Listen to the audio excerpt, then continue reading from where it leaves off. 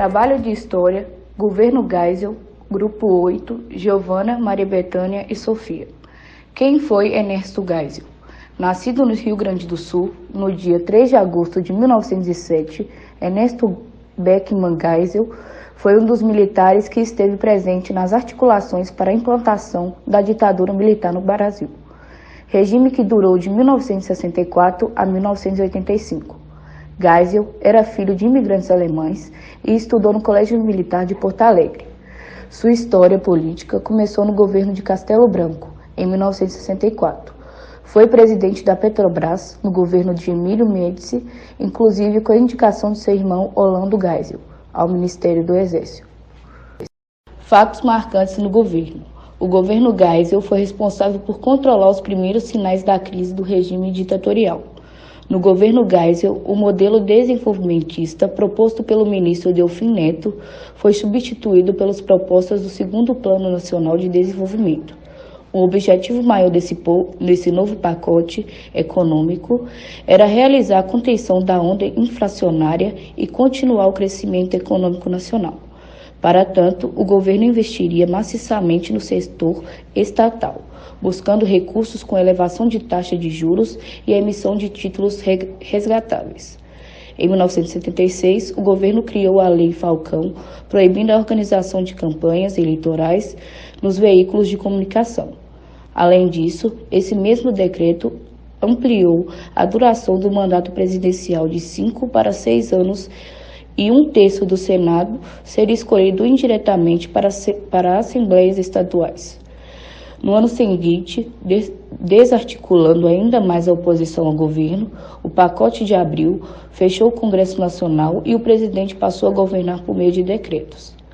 Outro fato histórico do governo Geisel foi o congelamento dos salários, causando revolta e crise econômica e manifestações populares, como os protestos de sindicatos, principalmente na região do ABC Paulista. A sociedade começou a unir e ganhar apoio de entidades de classe, como a OAB e a UNE, em busca de redemocratização do país. Um dos manifestos de destaque nessa época foi Luiz Inácio da Silva, o Lula. Cenário político.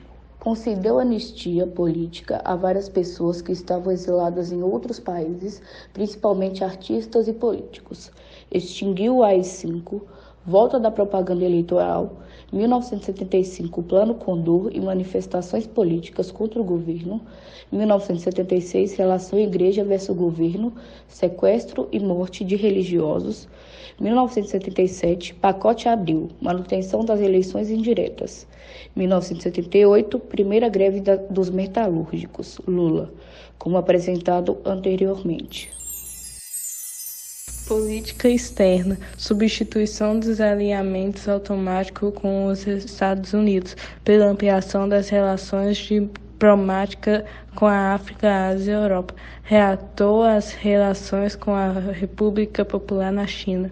Estabeleceu embaixadas em Angola, Moçambique, Guiné Equatorial, etc. No final do governo Geisel, os primeiros problemas na economia continuavam.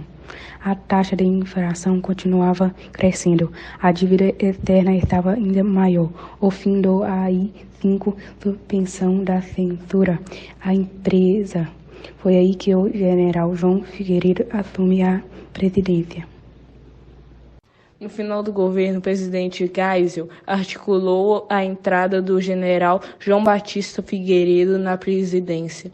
Ex-chefe do Serviço Nacional de Informação, o general foi escolhido como responsável pela saída dos militares no poder.